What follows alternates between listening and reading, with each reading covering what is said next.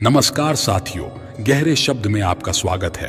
किसी को बुरा बोलना, चुगली करना, बुराई करना, जलन व ईर्ष्या का भाव रखना, यह सब आपकी तरक्की व खुशियों को रोक देते हैं, आपके जीवन में गहरा प्रभाव डालते हैं।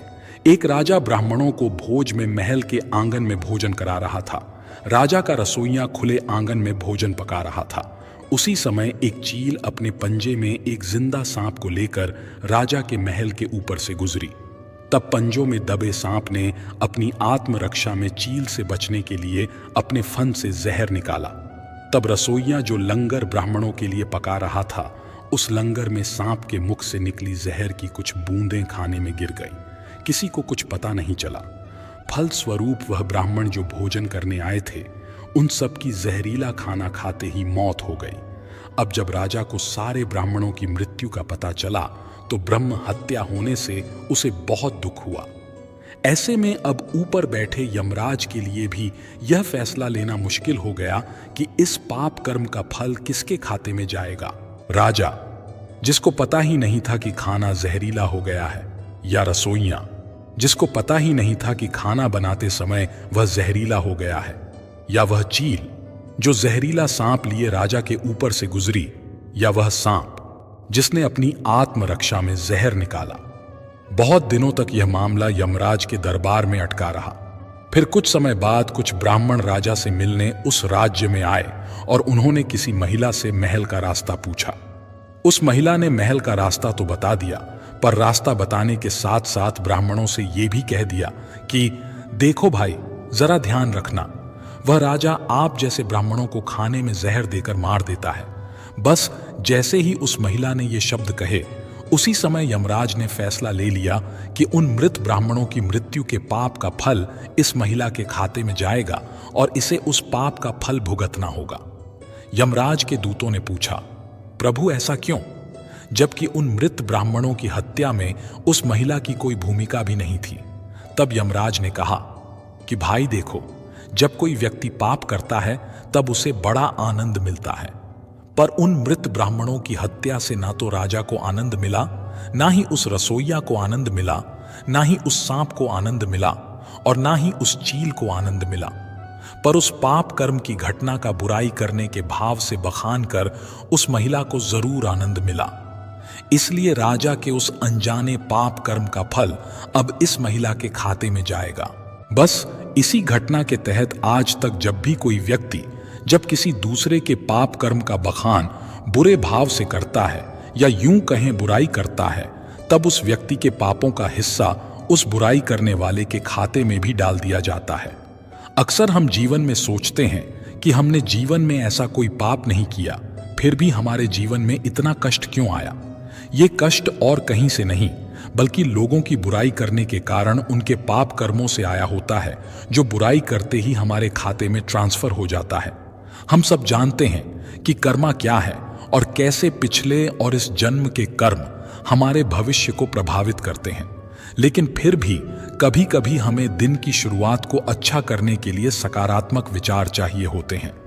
ऐसा कहा जाता है कि जो आपने चुनना है वो आपके हाथ में है, लेकिन उस चुनाव के परिणाम आपके हाथ में नहीं होंगे, उन्हें आपको भुगतना ही पड़ेगा। सब कर्मों का फल यही मिलता है, कभी जल्दी तो कभी देर में। अगर आप किसी और के साथ गलत करने जा रहे हो तो अपनी बारी का इंतजार भी जरूर करना। एक जगह गरीब ब्राह्मण अपनी पत्नी के साथ रहता था। एक दिन ब्राह्मण गांव जा रहा था, तब एक चिड़िया एक मछली पकड़कर एक खेत में खाने की तैयारी कर रही थी। ब्राह्मण ने चिड़िया की चोंच से मछली छीन ली। मुंह का आहार छिन जाने पर निराश होकर चिड़िया ने आकाश की तरफ देखते हुए कहा, दूसरे को तकलीफ देना अच्छी बात नहीं है। उस दिन के बाद चिड़िया जब मछली के बारे में सोचती तो ब्राह्मण को शाप देते हुए कहती, जिस तरह तूने मुझे निराश किया, तू भी उसी तरह निराश होगा। मछली के बारे में सोचते सोचते चिड़िया सूख कर दुबली हो गई और एक दिन मर गई, जबकि ब्राह्मण मछली को घर ले गया और खुशी के साथ मछली को खा लिया। कुछ दिनों के बाद ब्राह्मण के घर बेटा पैदा हुआ। लड़का देखने में इतना सुंदर था कि जो उसे देखता गोद में उठा लेता था। माँ बाप उसे देखकर भूख प्यास भूल जाते। धीरे धीरे लड़का बड़ा हो गया। रूप गुण से भरपूर लड़के को देखकर माँ बाप की खुशी का ठिकाना नहीं था। लड़का इतना प्यारा था कि माँ बाप उस पर जान छिड़कते थे। लड़का जब युवक बन गया तभी विधाता की विडंबना के चलते निष्ठुर काल ने ब्राह्मण ब्राह्मणी की खुशी छीन ली।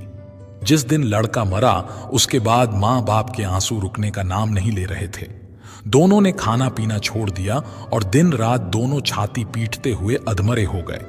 पत्थर दिल यम ने हमें जीते जी जला दिया। अगर सुबह शाम उसे कूटा जाए तो उसे कैसा लगेगा। यह कहकर ब्राह्मण रोज ऊखल में मूसल पटकते हुए कहने लगा कि यम का कलेजा कूट रहा है।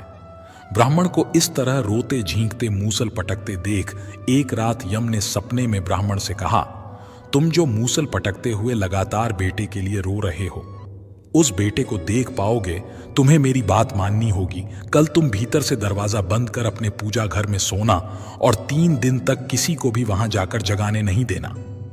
अगले दिन ब्राह्मण ने सपने के बारे में विस्तार से ब्राह्मणी को बताया और उसी के अनुसार पूजा घर के भीतर जाकर सो गया। जब ब्राह्मण को गहरी नींद आई तब एक यमदूत ब्राह्मण का शरीर वहीं छोड़कर उसकी आत्मा को यमपुरी लेकर चला गया। यमपुरी में ब्राह्मण ने न जाने कितने सारे नजारे देखे। कहीं पापी को यमदूत कूट कूट कर चटनी बना रहे थे, तो कहीं भयंकर पापी की जीभ में कांटा चुभा उन्हें घसीटकर नरक कुंड में डाल रहे थे। झुंड बनाकर यमदूत घूम रहे थे, शोरगुल मचा रहे थे। इस तरह जगह जगह अजीब अजीब मंजर देखकर ब्राह्मण के होशो हवास उड़ गए और हवा में पीपल के पत्ते की तरह डर के मारे वह कांपने लगा। यमदूत उसे यमराज के पास ले गया। डर के मारे थर थर कांप रहे ब्राह्मण को देखकर यमराज ने उससे कहा, पुजारी डरो मत, तुम जरा उन नौजवानों की तरफ देखो, क्या उनमें तुम्हारा बेटा भी है? ब्राह्मण ने उधर देखा तो अपने बेटे को मौजूद पाया। बेटे को देखकर ब्राह्मण ने खुश होकर यमराज से कहा, जी महाराज, वह है मेरा बेटा। ब्राह्मण का जवाब सुनकर यमराज ने कहा, उसे यहां बुलाओ, अगर न आए तो वहां जाकर बुला लाओ। ब्राह्मण ने बेटे को पुकारा मगर वह नहीं आया। तब उसके पास जाकर बोला, मेरे बच्चे, मैं आया हूं, तू मेरे साथ चल। ब्राह्मण ने 3-4 बार इस तरह कहा मगर बेटे ने उसकी तरफ देखा ही नहीं। तब उसे हाथ से पकड़कर ब्राह्मण ने कहा, मेरे बच्चे, इधर देखो तो, मैं हूं तेरा बाप। यह सुनकर बेटे ने बाप की तरफ देखकर झुंझलाकर कहा, तू मुझे बेटा क्यों कह रहा है? मैं तेरा बेटा नहीं हूं। कभी तूने चिड़िया को तकलीफ पहुंचाकर उसके मुंह का आहार छीन लिया था, उसी का बदला लेने के लिए मैं तेरा बेटा बनकर पैदा हुआ था। अब याद आया ना? तूने जिस तरह मेरे मन को तकलीफ पहुंचाई थी उसी तरह मैं तेरे मन को तकलीफ पहुंचाकर चला आया। बेटे का जवाब सुनकर ब्राह्मण उदास हो गया और यमराज के पास आकर बोला, वह मेरा बेटा नहीं है। ब्राह्मण की बात सुनकर यमराज ने उससे कहा, तुम लोग बेवजह मुझे कोस रहे थे, अब पता चल गया ना किसका कसूर था। इतना कहकर यमराज ने दूत को इशारा किया और दूत ब्राह्मण की आत्मा लेकर फौरन उसके पूजा घर में पहुंच गया। ब्राह्मण के शरीर में उसकी आत्मा डालकर यमदूत चला गया। जागते ही ब्राह्मण ने ब्राह्मणी के सपने का सारा हाल बता दिया और उसके बाद ब्राह्मण ब्राह्मणी ने दिवंगत बेटे की याद में आंसू बहाना बंद कर दिया। कर्म एक ऐसा ढाबा है जहां हमें ऑर्डर करने की जरूरत नहीं पड़ती। हमने जो पकाया होता है हमें वही मिलता है। कर्म आखिरकार सामने आता है, जैसा बोओगे वैसा ही काटोगे। जल्द ही या बाद में ब्रह्मांड आपको वो परोस देगा जिसके आप हकदार हैं। कर्म ही व्यक्ति की पहचान का मुख्य आधार होता है। आपके कर्म आपके चरित्र को परिलक्षित करते हैं। जीवन में सफलता प्राप्त करने के लिए हमें हमेशा सकारात्मक कर्म करने चाहिए, क्योंकि कर्म ही हमारे भविष्य को निर्धारित करते हैं। निश्चित रूप से यहाँ कर्म का सिद्धांत होता है, जो कुछ भी हम दूसरों के प्रति करते हैं वही हमें भविष्य में मिलता है। धर्म और कर्म 2 पहियों की तरह हैं जो हमें जीवन के सही पथ पर चलाने में मदद करते हैं। इन दोनों के बिना हम अपने सच्चे उद्देश्य को प्राप्त नहीं कर सकते। एक व्यक्ति के कर्म उसके विचारों, भावनाओं और इच्छाओं का प्रतिबिंब होते हैं। यदि हम अपनी सोच और कर्मों को सकारात्मक बनाते हैं तो हमारा भविष्य स्वतः रोशन हो जाता है। जोधपुर के पास एक गांव था। उस गांव में 2 कुत्ते रहते थे। दोनों आपस में गहरे मित्र थे। साथ साथ रहते तथा सोते थे। उनमें से एक कुत्ता काला था तो उसका नाम कालू था, दूसरा कुत्ता लाल था अतः उसका नाम लालू था। एक दिन दोनों कुत्तों ने तीर्थ यात्रा करने की सोची, किंतु वे रास्ता नहीं जानते थे। दोनों ने निश्चय किया कि यात्रा आरंभ तो करें, रास्ता तो अपने आप निकल आएगा। एक दिन वह दोनों एक साथ तीर्थ यात्रा पर चल दिए। चलते चलते रात हो गई। वह दोनों एक पेड़ के नीचे सो गए। थके होने के कारण उन्हें नींद आ गई। सुबह होने पर फिर अपनी यात्रा पर चल पड़े। एक गांव के पास पहुंचने पर उन्हें भूख लगाई। वहां उन्हें कुछ चूहे दिखाई दिए। लालू की पूंछ खड़ी हो गई। वह कालू से बोला, क्यों गंडक जी, आप फरमाओ तो मैं इन 2-4 चूहों की चटनी बना डालूं। कालू ने गर्दन हिलाकर कहा, नहीं भाई लालू जी, हम तीर्थ यात्रा पर निकले हैं और तीर्थ यात्रा में किसी की हत्या करना पाप होता है। तो आप कोई दूसरा उपाय खोजो जिसमें कोई जीव की हत्या ना हो तथा हमें मांस भी ना खाना पड़े। दोनों कुत्ते एक दौराहे पर रुक गए। वहां पर एक मंदिर था। कुछ देर सुस्ताने के पश्चात दोनों ने फैसला किया कि अलग अलग दिशा की ओर चलना चाहिए। जिसको जो मिलेगा खा लेंगे। एक साथ चलते तो दोनों में से किसी का भी पेट नहीं भरेगा। दोनों कुत्ते अलग अलग दिशा में चल पड़े। चलने से पहले उन्होंने तय कर लिया कि वे वापस आकर इसी स्थान पर मिलेंगे। लालू कुत्ता चलते चलते एक गांव में पहुंचा। गांव में एक ब्राह्मण रहता था। वह पूजा पाठ करके भोजन करने ही जा रहा था। उसकी पत्नी ने उसके लिए थाल सजाकर रखा था। ब्राह्मण ने भोजन को भोग लगाया ही था कि लालू कुत्ते ने झट से उसकी थाली में मुंह डाल दिया तथा एक पूरी उठाकर भागा। ब्राह्मण ने हरे राम कहा तथा हाथ धोकर उठ गया। उसने अपनी पत्नी से कहा, बेचारे यह गंडक जी भी भूखे हैं, सो आप यह थाली इन्हें ही खिला दीजिए। ब्राह्मण की पत्नी गुस्से से बोली, आप यह क्या कह रहे हैं? इस गंडक जी को यह थाली, इसमें कितने चोखे चोखे पकवान हैं, खीर, पूरी, 2 तरह की सब्जी, अचार, दही। ब्राह्मण दयाभाव से बोला, तुम ठीक कहती हो, पर यह भी भूखे होगे। आप तो यह थाली इन्हें ही दे दें। सोच लो कि इनके ही भाग्य में लिखी थी। इसके पश्चात ब्राह्मण ने लालू कुत्ते को खूब पेट भरकर भोजन करवाया। लालू ने उसे खूब दुआएं दी। उधर कालू कुत्ता एक किसान के यहां पहुंचा। किसान अपने खेत में काम कर रहा था। उसकी पत्नी थाल रखकर गई थी। थाल में बाजरे की रोटियां और सांगरियों का साग था। खेत का काम पूरा करके वह थाल खोलकर खाना खाने को तैयार हुआ ही था कि कालू ने तुरंत ही उसके भोजन में मुंह डाला तथा थोड़ी सी रोटी का टुकड़ा तोड़कर भागा। किसान एकदम गुस्से से भर उठा। उसकी आंखें अंगारों के समान लाल हो गई। उसने अपनी लाठी उठाई। गाली देते हुए उसने लाठी से इतनी जोर से वार किया कि कुत्ते की कमर टूट गई। वह पीड़ा से चिल्लाने लगा। कमर टूट जाने के कारण वह भाग ही नहीं सका। इसी बीच उसकी कमर में 2-4 लाठियां और पड़ गईं। कुत्ता अधमरा हो गया। लालू दोराहे पर खा पीकर मस्त पड़ा था। वह आंखें फाड़ फाड़ कर अपने साथी की प्रतीक्षा कर रहा था। उसका साथी उसे कहीं भी नजर नहीं आ रहा था। लाचार तथा उदास होकर वह दोराहे पर बैठ गया। थोड़ी देर बाद उसे कालू नजर आया। वह लपक कर उसकी ओर दौड़ा। उसकी टूटी हुई कमर देखकर वह बहुत दुखी हुआ। पूछने लगा, भाई, तुम्हारे साथ ऐसी बात किसने की? कौन निष्ठुर पापी है जिसने रोटी के पीछे तुम्हारी कमर ही तोड़ डाली? कालू की आंखें भर आई। उसने पीड़ा से कहराते हुए सारी कथा सुनाई। कथा सुनाकर वह क्रोध तथा दुख में डूबकर बोला, मैं उससे अपना बदला जरूर लूंगा। उस किसान को बताऊंगा कि खुद की कमर किस प्रकार टूटती है। लालू भी कृतज्ञ होकर बोला, मुझे भी उस ब्राह्मण का कर्ज चुकाना है। उसने मुझ पर कितनी कृपा की है। मैं रोम रोम से उसे आशीष देता हूं। इसी प्रकार बातचीत करते हुए दोनों कुत्तों ने अंत में यह निश्चय किया कि उन्हें प्राण त्याग देनी चाहिए तथा प्राण त्यागने के पश्चात उनके घरों में जन्म लेना चाहिए। इत्तेफाक से न तो किसान के कोई पुत्र था और ना ही ब्राह्मण के। दोनों कुत्तों ने मंदिर के आगे जाकर अपने प्राण त्याग दिए। एक ही पल में दोनों मृत्यु को प्राप्त हो गए। कालू ने किसान के घर जन्म लिया। किसान बहुत प्रसन्न हुआ, किंतु उसकी खुशी अगले ही पल विलुप्त हो गई। घर में इस पुत्र के पैदा होते ही उसका बैल मर गया। पत्नी अस्वस्थ रहने लगी। पहले जन्मदिन पर किसान के हरे भरे खेत को जानवर छटकर गए। उधर ब्राह्मण के घर भी बेटा पैदा हुआ। पुत्र के उत्पन्न होते ही राज दरबार में ब्राह्मण की पदवी ऊंची हो गई। ब्राह्मण ने राजा को एक युद्ध में जीत की बात बताई। राजा युद्ध जीत गया। इससे प्रसन्न होकर राजा ने ब्राह्मण को राज पंडित नियुक्त कर दिया। उसे एक महल तथा अपार धन भेंट किया। जैसे जैसे ब्राह्मण का बेटा बड़ा होता गया, वैसे वैसे वह भी बाप के समान तेजस्वी निकलता गया। उसने छोटी उम्र में सारे शास्त्रों का अध्ययन कर लिया। वह बड़े बड़े पंडितों को शास्त्रार्थ में हरा देता था। इससे ब्राह्मण की कृति में 4 चांद लग गए। किसान का बेटा बदकारी निकला। वह बात बात पर अपने बाप को डांटता था, उसे गालियां बकता था। वह जुआ खेलकर बचे कुचे धन को उड़ाने लगा। किसान बहुत ही दुखी हुआ। अंत में उसने सोचा कि इसको सुधारने का कोई उपाय करना चाहिए।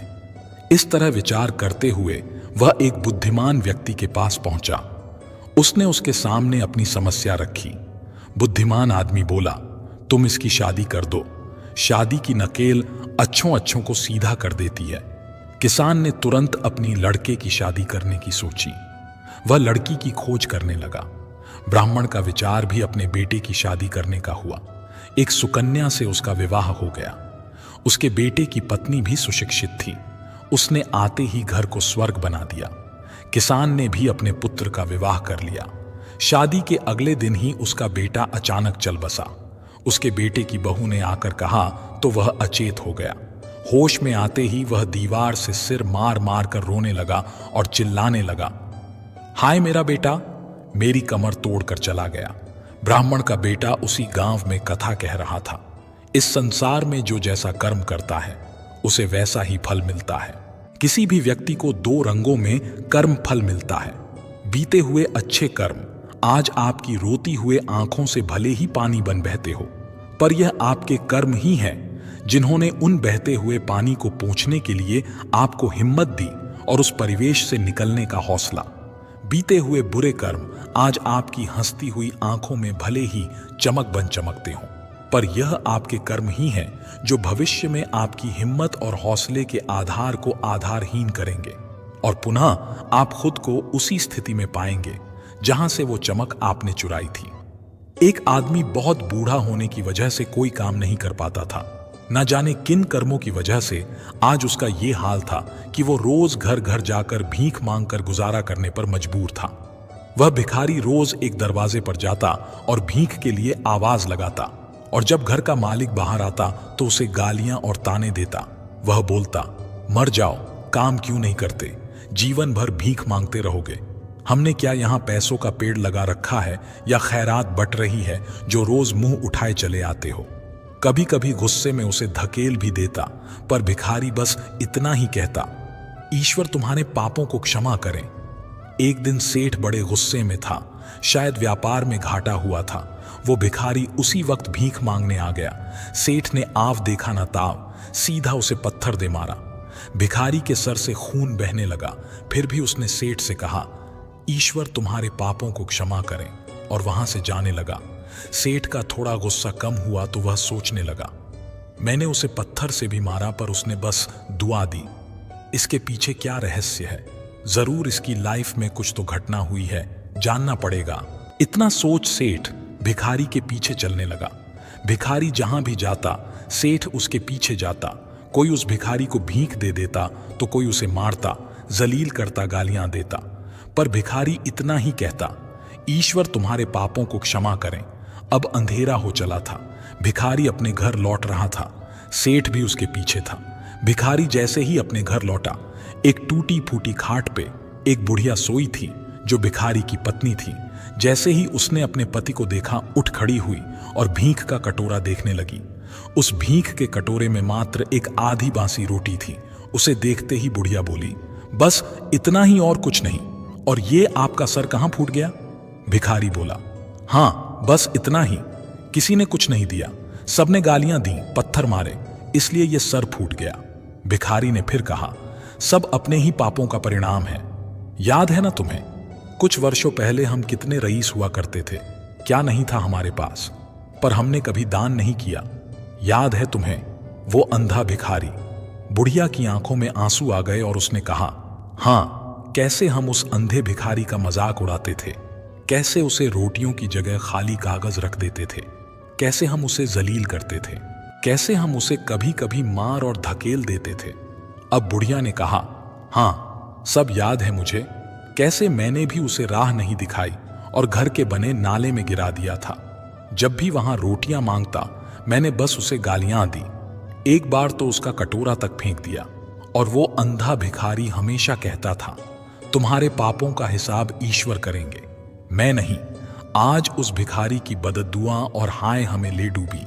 फिर भिखारी ने कहा, पर मैं किसी को बददुआ नहीं देता, चाहे मेरे साथ कितनी भी ज्यादती क्यों ना हो जाए, मेरे लब पर हमेशा दुआ रहती है।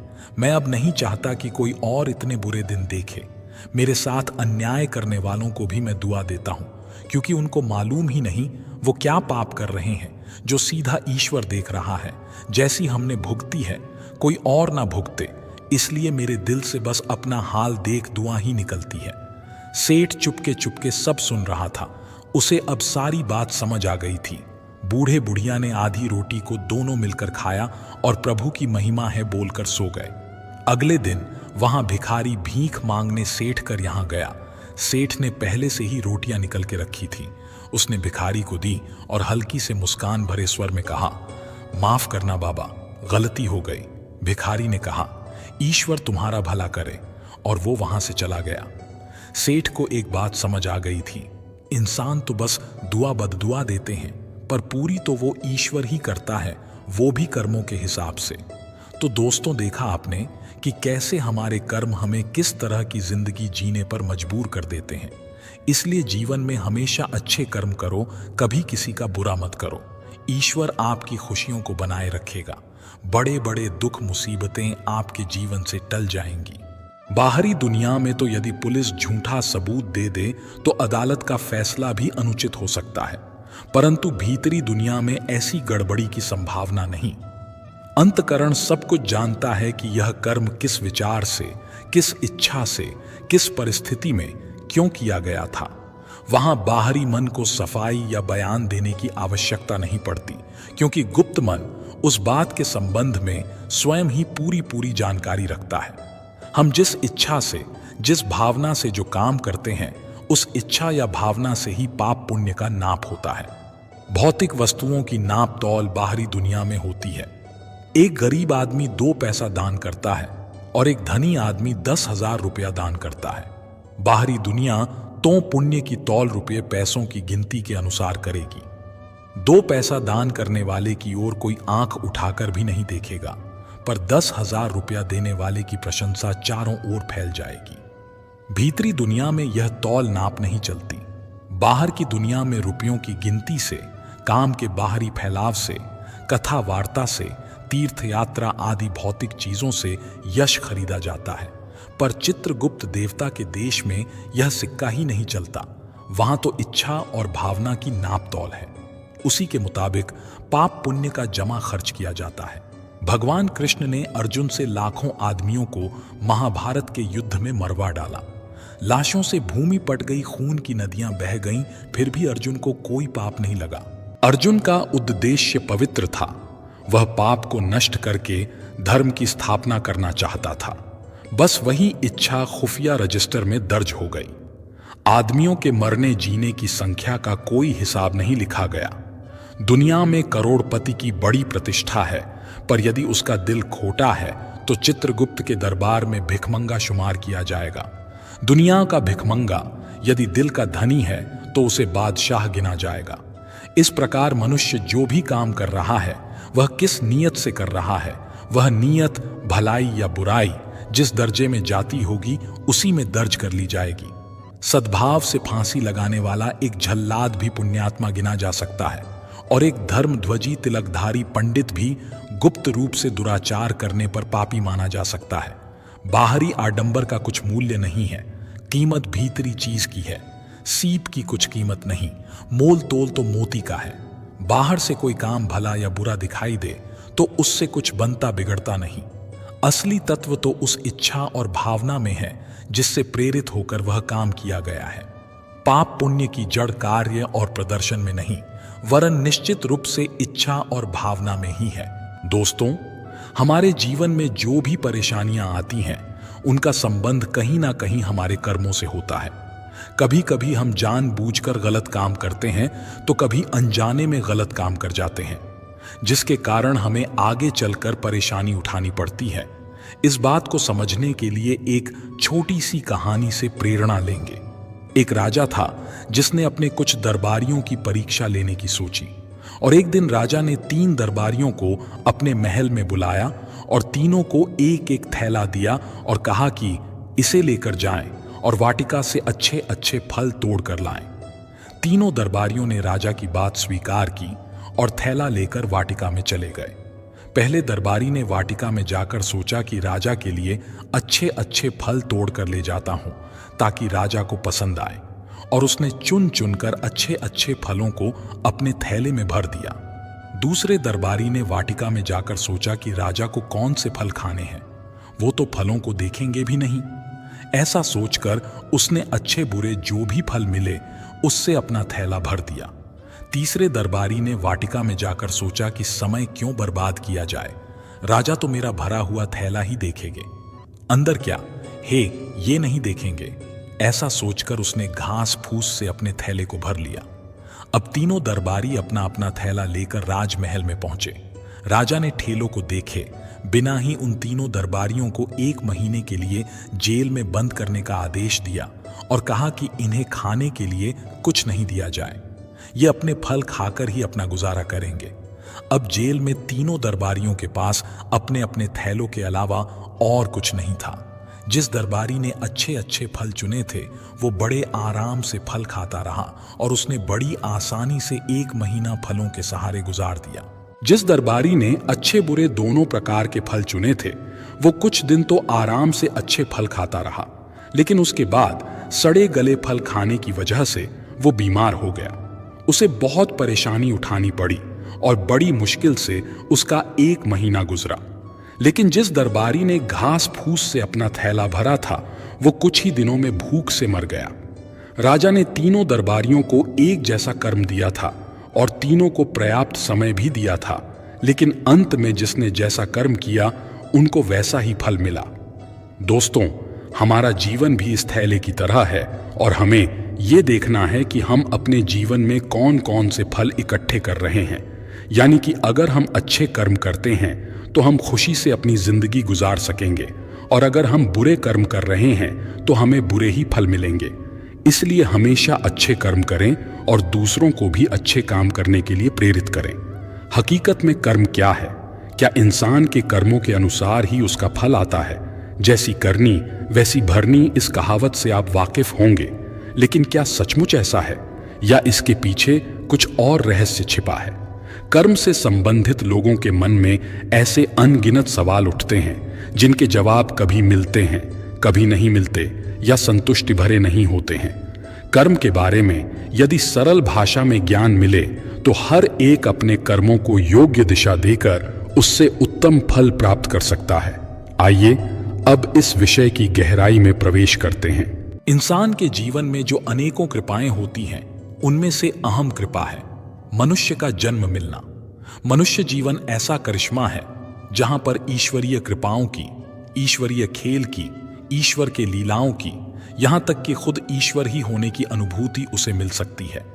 अनंत संभावनाओं से भरे पूरे इस जीवन में ईश्वर की राह पर चलने की बजाय इंसान भाग्य, नसीब, कर्म रेखा जैसी बातों में अटक जाता है, जिससे वह असली कर्म क्या है और उसका फल किस तरह से आता है, इन महत्वपूर्ण बातों को समझ भी नहीं पाता।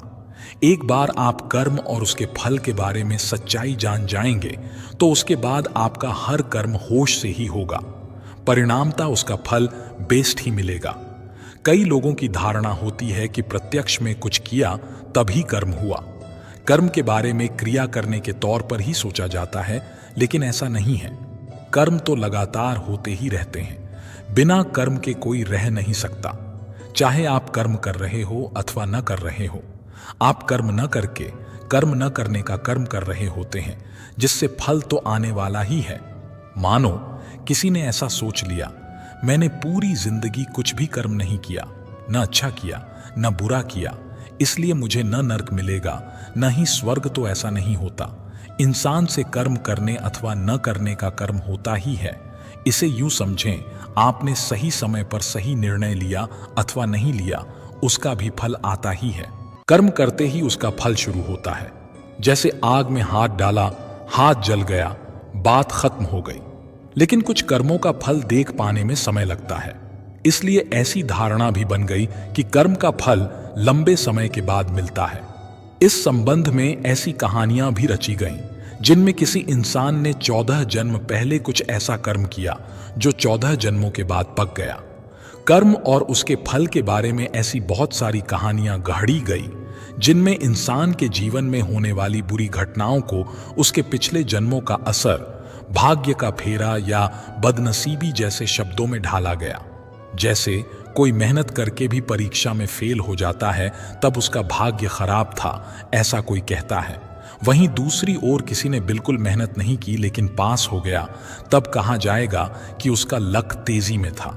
लेकिन इस तरह की बातें सिर्फ मन को अच्छी लगे, सुकून मिले इसलिए कही जाती हैं। वास्तव में क्या है? कर्म करने का फल नहीं मिलता तो फिर किस बात का फल आता है? यदि कर्म बंधन में नहीं डालता तो बंधन का कारण क्या होता है? इन सवालों के जवाब जब गहराई से जाने जाएंगे तो कर्म इस विषय के बारे में लोगों की सारी उलझनें सुलझ जाएंगी। कर्म का इंटेंशन ही फल लाता है। आज तक आपने हर कर्म के पीछे जो भी इंटेंशन रखा उसका ही फल आपको मिला। मगर वाकई इंटेंशन क्या है, यह जानना बहुत जरूरी है, क्योंकि इंसान जब कपट से भरा होता है तब वह बहुत ही उलझा होता है। जागृति में वह एक इंटेंशन रखता है मगर बेहोशी में उसका इंटेंशन दूसरा होता है। बोलने के लिए वह बोलता है कि ऐसा हो जाए, मगर बेहोशी में सोचता है कि ऐसा ना हो जाए। इस तरह इंसान के पास किसी भी काम के पीछे कम से कम 2 इंटेंशन होते हैं। जैसे एक इंसान कहता है प्रमोशन हो जाए, मगर अनजाने में उसका विचार होता है कि प्रमोशन हो जाने के बाद जो जिम्मेदारियां आएंगी, क्या मैं उन्हें संभाल पाऊंगा? शायद मैं नहीं संभाल पाऊंगा, ऐसा लगता है। हालांकि वह इंसान प्रमोशन के लिए लगातार कोशिश भी करता रहता है, मगर उसके बदले किसी और को प्रमोशन मिलता है, तब वह कहता है कि मेरा प्रमोशन होना चाहिए था, क्यों नहीं हो रहा? क्योंकि अनजाने में कहीं पर उसका इंटेंशन है कि ऐसा ना हो। इस तरह 2 इंटेंशन भिन्न भिन्न उद्देश्य रखने वालों का जीवन खंडित है, बंटा हुआ है। उसका मन, बुद्धि, शरीर अलग अलग कह रहे हैं और वह सुन कुछ और रहा है। परिणामता उसके इंटेंशंस टुकड़ों में हैं, उनमें जोड़ नहीं है, जिससे उस इंसान में ईमानदारी का अभाव होता है। उसका खुद के उद्देश्यों से तालमेल नहीं होता। हालांकि बाहरी कर्मों से इंटेंशन समझ में नहीं आता। बाहर से लोगों की क्रिया कुछ अलग दिखाई देती है, मगर उनका भाव वैसा नहीं होता। ऐसे समय पर कौन सी इच्छा पूरी होती है?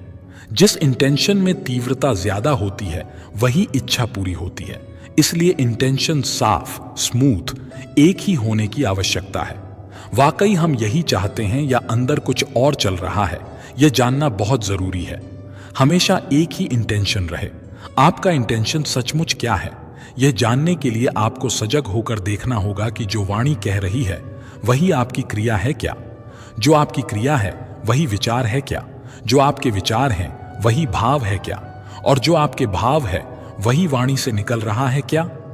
इस तरह भाव, विचार, वाणी, क्रिया, इन चारों सतहों पर आपका इंटेंशन एक ही होगा, तब उसके फल से आपको आनंद ही मिलेगा। इसलिए बार बार सजग होकर अपने इंटेंशन पर काम करते रहें ताकि आप एक ही दिशा में एक ही इंटेंशन पर कायम हो जाएं।